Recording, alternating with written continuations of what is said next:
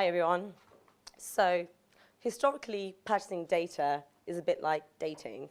You're promised the world, and then as soon as you get under the sheets, you're a bit disappointed.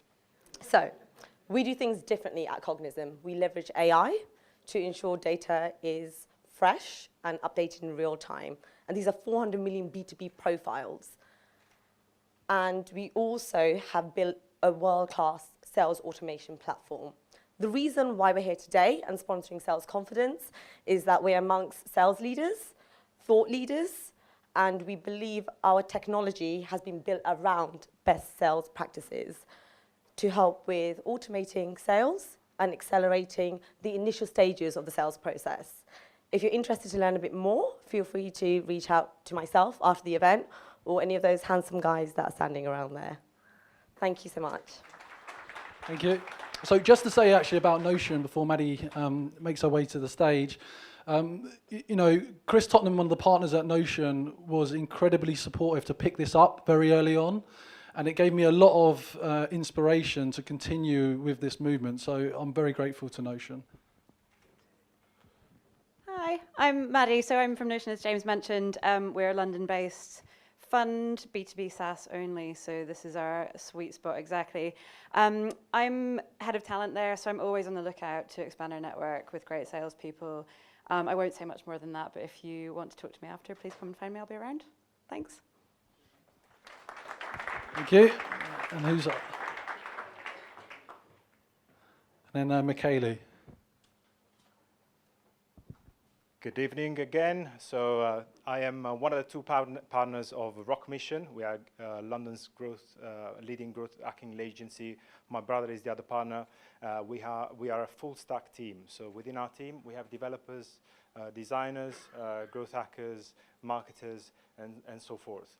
So we really cover the entire skill set that is needed for any company to grow. And we think that externally we can do it much better a lot of the times compared to when you do it internally, because we don't have a silos mentality that sometimes companies work with. So whenever something needs to be done, that could be a landing page that links with a new campaign or new lead generation activity or whatever that is, we can do it internally. We cover the entire funnel. We build your entire funnel that goes from the top, so from the acquisition stage, all the way down to the revenues and referrals. As you can see, just looking around the room, we love B2B. So if you would like to have a chat with me or with Claudio, just let's have a chat afterwards. Thank you very much for your attention. Thanks very much for investing some time preparing for those 7 minutes. I know it's not easy. So I'm just going to ask a few questions just to get the ball rolling, and then we'll open it up to the audience so you guys can fire away. I'm hopeful for some good ones, because we're all salespeople and sales leaders and founders here. So I'd be encouraged for you to put up the hands. So there's a lot in what you were talking around from a scaling perspective, and thinking about the importance of the teams that you put in place. And the word culture came up quite a lot in each of the talks. Now, having spent a few years at LinkedIn, we also talk about culture a lot. And everyone says it's all about their people. So what is it about your people within your organization that makes you stand out? That's the first question. Who wants to take that first? Yeah, I think a lot of startups get really carried away with trendy buzzwords, and so they think, we need to think of some really cool stuff that will define what our values are, and so they talk about, LinkedIn is buzzing a lot. If you want a job as an EMEA inside sales manager, by the way, I won't connect with you unless you write me a proper message, but if you do, I'd love to connect with you, okay? I can just, okay, so we wanted to define 4 things that defined the people that were in our business at the start. So we looked at the 15, 20 people that grew our business, and we tried to say, what is it about these people that really explains who they are, rather than defining values and trying to find people that meet those values. So we come up with a couple of things. First is rocket ship. We just want people that go super fast, break things, go 1,000,000 miles an hour. Second thing was one team. We want people that will look at what they have to do and then think, hold on, that job over there is even more important than the thing I'm paid to do. I'm going to go and do it. Third thing was customer wow. We wanted people that would just go the extra mile for a customer. And the fourth thing, I already mentioned it, was obsessive learning. People that just want to get better and better each day. And we thought that that was exactly how to describe the people we already had, and then we went out to hire more people like that. It has evolved as time has gone on, because when you're 20 people in a very small, pokey office with no money, you're a very different organisation with different people to when you're 200 people. Nevertheless, you can still have those values, so that's how we try to do it. Yeah, so similar really. I was lucky enough to be able to look at some of the really successful members of the original team and see what set them apart from other members of the team. And then, as I say, through some good hiring and some not so good hiring, figure out what were the common attributes. And I think I hit on them earlier. I mean, pace is incredibly important at DocuSign. We really, really go out of our way when we're hiring now to spell out to people what that means, because you say to people, oh, it's really fast paced, and they go, yeah, I'm good with that. Are you really? So we really try and spell it out and kind of illustrate to them what a day, a week, a month in the life of somebody in the sales team at DocuSign looks like.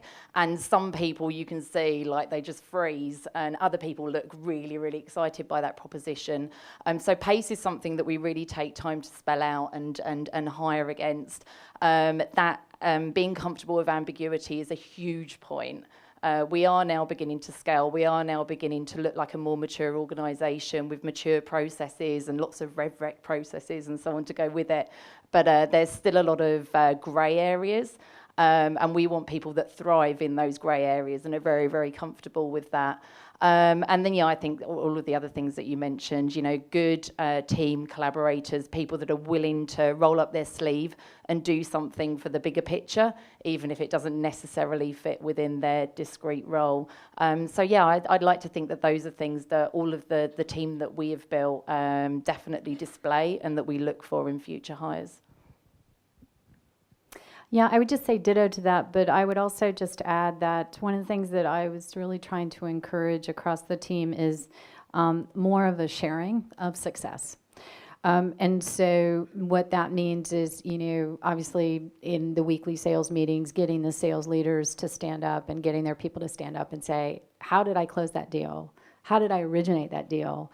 What was so unusual about it?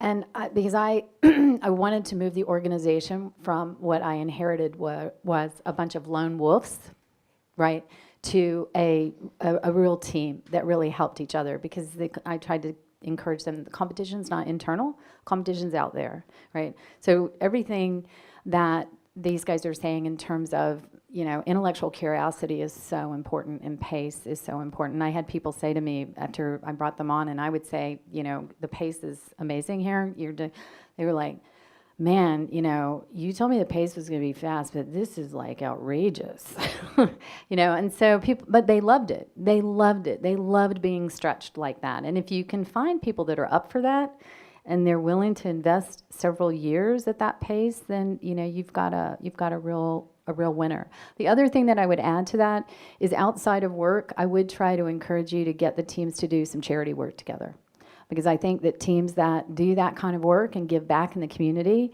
it's a bonding experience. And so it's not just about me making money, but it's about me and my colleague like trying to help others. And I think there's something around that that's special. Fascinating. Thank you for sharing. In the audience, there's a lot of founders of early stage companies, and they've successfully raised a round, maybe multiple rounds, and they're looking to scale. However, everybody in TechCrunch is winning. The reality is not everyone is winning. So how do you handle individuals that are failing from a quota perspective, or managers or yourselves? Is there something you revert to individually to handle that, or an approach you take? We've done a fair bit of this this year, to be honest. So I think, quickly, I think, you always have a clear sense if somebody just isn't going to make the grade. Perhaps it was a bad hire. Perhaps, they've just lost their relish for that particular role, they're burnt out or whatever. And I think if you see that that is the case, then you need to act quickly. That's a cliche answer, but it's absolutely true. B, I think the sooner you engage with your HR partner, if you're lucky enough to have somebody internally or externally, if not, the better, so that you can have a very, very clear idea of the process that you need to follow and get that process right on the first run. Otherwise, you will waste cycles having to go back, documenting things and doing things in a different way so that you're not going to cost the company money. And then thirdly, I think the more time you invest in the playbooks and the scorecards and the formal coaching methods, the more data you will have to use in that formal process, and the less of an administrative headache it's going to be, because those things are not easy things to work your way through. So I think the more formulaic you can be, the better. So that would be my advice. Yeah, well, actually, I wouldn't have answered that very much differently to you. So I'll just add one thing, which is there's often a fear, especially if you've got junior sales managers and they have to do this kind of thing for the first time. And there's often a fear that you're somehow going to destroy the culture or make people really unhappy because of what you have to do. And in fact, it's the reverse. People tend to know the sales guys that are underperforming. Everybody knows who it is, and they can't understand why they have to meet certain targets and the other guy doesn't. So it often has the reverse effect. People will say, "Yeah, I understand that," and the amount of people I've had where we've had to move them on because they didn't quite fit, it didn't quite work, they weren't exactly what we thought, and they come back to you 2 or 3 years later and said, "I'm having this incredibly successful career, and I'd have never done that without that thing that happened to me." It makes you realise, oh God, I wish I hadn't been so worried about it when I was younger. When I had to make a really tough decision to let someone go after I brought them on just 90 days into the company, which was not something that the company I worked for would typically do, a CEO told me one time, and I thought it was kind of an interesting way to face the problem, but he said, "Anna, one of the things you have to think about is you only have so much bandwidth in your brain to deal with running a business, to deal with scaling that team, etc. And if that individual is taking up that much bandwidth, you aren't able to give it to the rest of your business." And it was making the decision to cut the person loose and let them go was not only a good decision for that individual, as Peter said, it was also a good decision for the overall business, because what happens is they start to have a drag on the rest of the organization. And you just have to move on because, as we were talking about earlier, pace, it slows down when you've got someone pulling the team back. Excellent, thank you. So let's open it up to the audience. Keen, here you go. Luke, if you stand up and just introduce yourself. We haven't got a mic. Shout. PatSnap as an SAE, PatSnap, data analytics, pattern analytics. You mentioned getting better and better, and every day the person pushing themselves to get better. So this is the panel really. What do you do to make sure that every day you get a bit better, you learn what to give back to your teams? I am constantly reading blogs about my industry and what's going on. Because if I have to sit in front of that COO or that CIO and talk about third-party risk, which is a very young industry, I need to be able to be in a position to add value to his or her day. So that's what I do. I literally say yes to any ongoing professional development, education opportunity that comes my way. I was very fortunate to work in a private equity-backed company a few years back, and at a fairly busy period in my personal life, 2 very young children, I got given an opportunity to do a year-long course that they ran, basically kind of grounding us in all aspects of a software business. And I ummed and ahed, and I'm very lucky to have a very supportive husband who said, "You absolutely have to do this." And I did, and I didn't look back, and I learned a ton. And we had to do a lot of reading and a lot of study as part of that. And it had been a while since I'd really kind of done much kind of development of myself, since university, really, I guess. And since then, I've just tried to keep that mindset. So I just think, any opportunity that comes your way, just say yes. You won't regret it. Sorry. Yeah, so I'll add 2 things to all of that good stuff. So the first thing is the reason you see so many young people in successful startups is because when you're younger, you don't think about failing. You think about, oh, you can just do anything. And we've hired some great people to do almost impossible tasks. So as you get older, you need to be really careful because it's really clear. I mean, you must know this. If you've got an elderly parent or a grandparent and they struggle to like work the remote control or work the Skype or whatever, that's normal. That's what happens as you get older. So it's really important to try and find things way outside of sales and business that are new to you and different and complicated and a bit frightening, and try and do them. For me, it's been, I mentioned horses already, so for me, looking after my daughter's horse when I knew nothing at all about them, it's really pretty scary actually, but it's kind of cool to do something that's totally different and totally weird and totally out of this world. And the other thing I'd say in a professional environment is it can be really good to question the really big decisions you made. So you know that a good leader is not really someone that makes decisions, but it's someone that is able to go back on their decision when they realise they made the wrong one really, really fast. But sometimes you make really big calls. You say, I'm going to build this team, I'm going to open an office in Singapore, and it's going to be incredible, and it goes wrong. So a really good way to challenge yourself each day is to say, yeah, that big thing that I decided, what if I was really wrong? What if I really screwed that up? What would I do instead? And then so you're always trying to think, how can I do things better without trying to keep perpetuating stuff that could have been a bad call. Great question. Next, Ivan. I'm the CEO and founder of Metria. Okay, so hypothetical situation. Let's say you have 8 salespeople. You are hiring a VP of sales. You don't have a VP of sales yet, so you just go to the CEO. When you really want to do the academy, the onboarding, all these amazing things you talked about, and you just get that it's the most important thing to do. And you're well funded, so you have money to go to college. How do you solve it? As a VP of sales hire will take 6 months, plus they'll ramp up, so this is still 6 to 9 months away. How do you solve it right now if you have capital that no one else can do? Is this hypothetical or real? For a friend. Asking for a friend, got it, okay. Do you need a VP of sales if you've got 8 people? I need someone because I have 17 direct reports. Okay. So, well, what we did at Triptease was just struggle like crazy because I was hired when the company was just over a year old, and it had about 5 or 6 people, and somebody else, I think it was you, said about lone wolves. They're all lone wolves, all doing their own thing, some of them really successfully, but it wasn't scalable. And so they hired a VP sales, it failed, and then they hired a VP sales, and it failed. And then they eventually hired me. It must have taken about a year to find the right person that would fit with the organisation. And so in that time, I really don't think there's a good answer. I mean, maybe I'm wrong, so we'll hand it along, but I think you just got to work 20 hours a day, and you've got to be the VP sales, and you've got to do all that stuff that I talked about yourself. I just think there's no choice. If you're an entrepreneur, man, you just got to work incredibly hard, but also hope that those 8 guys will also work similarly. So I've been lucky. I've worked for the EMEA VP. I think he was in the first 6 employees of Salesforce EMEA, and worked within Salesforce for about 14 years.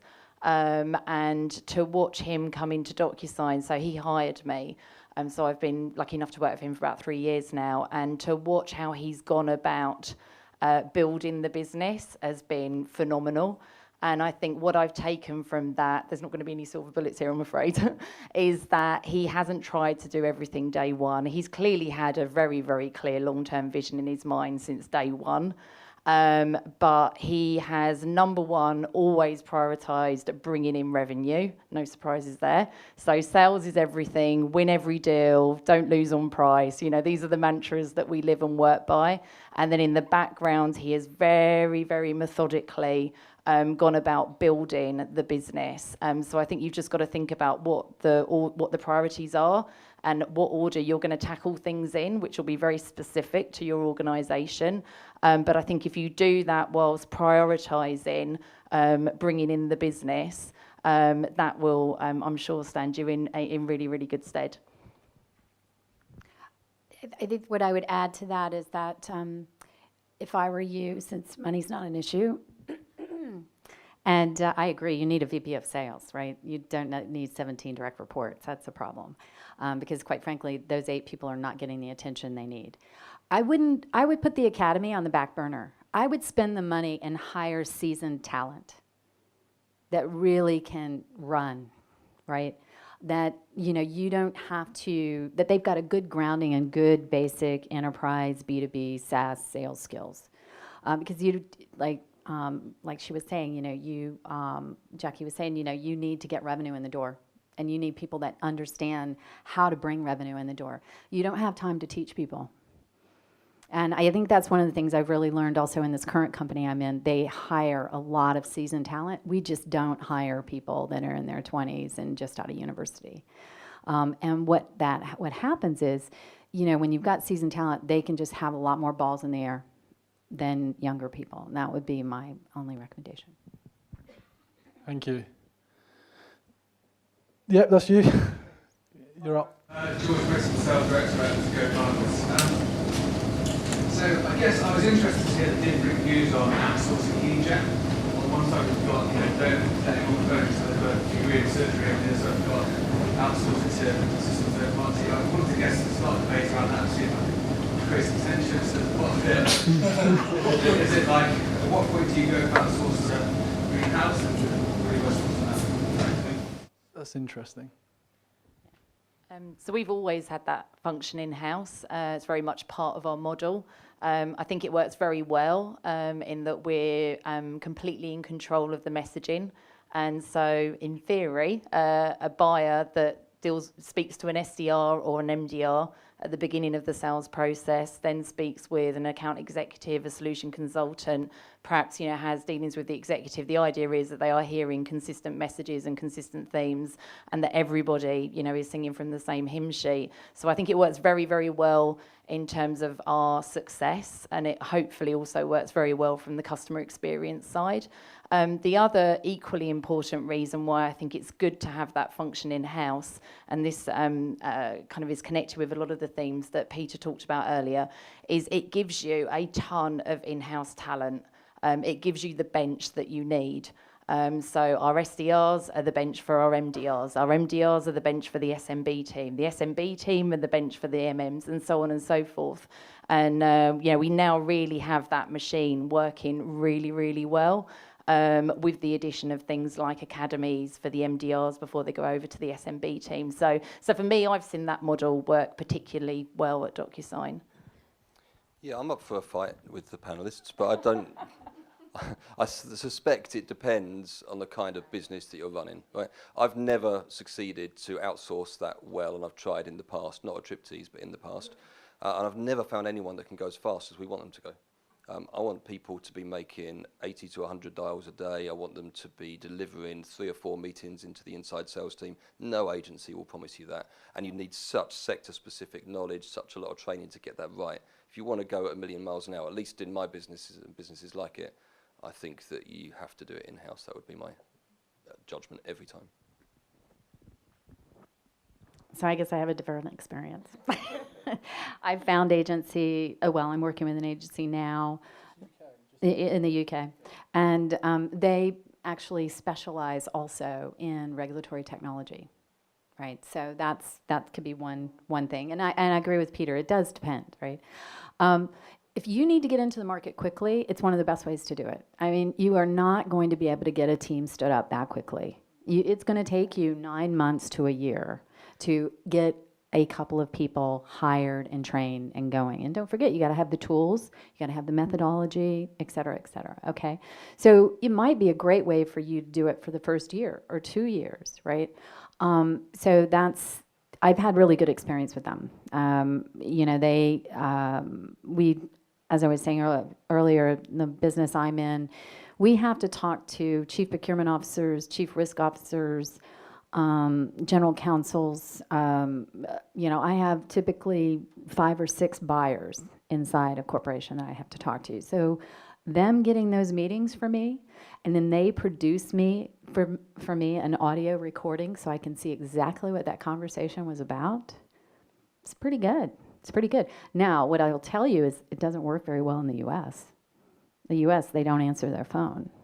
but people here still answer their phone, not only here in the UK, but also in continental Europe. So I think it's also going to be market specific. And I think at some point, it also does make sense, probably once you run the numbers, like Peter said, it probably makes sense for you to bring it in-house, and then you create that career ladder that Jackie was talking about for your organization. It just depends on different orgs, but these agencies are out there, and you should, do your research and check them out.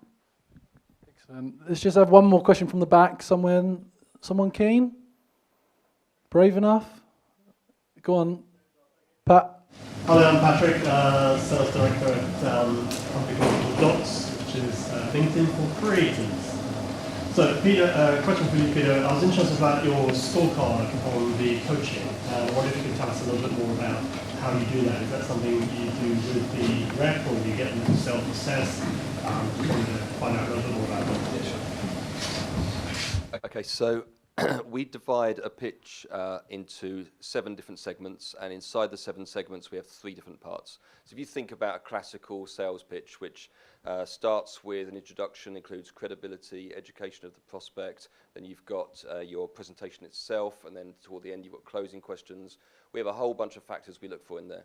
We use a platform called Jiminy, which means we're recording every single pitch, and we're able to snip every parts of each pitch and use them for training. So we use that to measure, and then we have 3 different people from different parts of the business who will score the pitch and give a percentage score. And what we always find is things like product knowledge, industry knowledge tend to be lower in the early hires, so we always devote more time there. But it means that we can get people into a position where they are very well-rounded as a sales professional. We will then grade them direct face-to-face as well, because it's much more intimidating to pitch to someone you have to work with every day. And we'll get them to pitch to a C-level person inside the business who isn't me. And we'll take all those 3 scores and we try to get everybody up above 85% as a minimum. And if they don't get to 85% by 6 months, then either we've failed or they weren't good enough and we should have spotted it way before 6 months. I just have one more thing to say. So we've had a few announcements about sales confidence tonight, but there is one more thing, as Steve Jobs used to say. One more thing. So we've understood from the data that there's a huge amount of interest in learning more about the SaaS industry, fast growth companies, and sales. And on a night like this, we can only bring you a segment of that information. And so tonight we're announcing London's very first SaaS conference that we are going to be holding on the 21st of June in somewhere in central London. So you can go onto our website and click on that link, and you can find out all the details. Now, what's going to be unique about this is not just going to be hearing the kind of CEOs from unicorns, we have those. Sales VPs from the fastest growing companies in the world, we have those. Women sales leaders, we have those. But we're also going to have academics from kind of leadership, management, and behavioral schools. So you can look at actually the human behaviors that need to change in your sales processes or systems to be successful. And we're also going to invite some of the world's leading sports leaders from the Olympics, football teams, and rugby to come to this event. So these tickets are going to be hot, because we only do hot things at Sales Confidence. And the first 50 went on release this morning at an early bird price. And we've already dropped 20, so I feel good about that. So you can get your early bird ticket. Otherwise, figure out the business case that you're going to write to your bosses, because they're going to be a premium. So that was the final announcement. Enjoy the rest of the evening. Grab a drink, speak to the speakers, and have a good night. Thank you.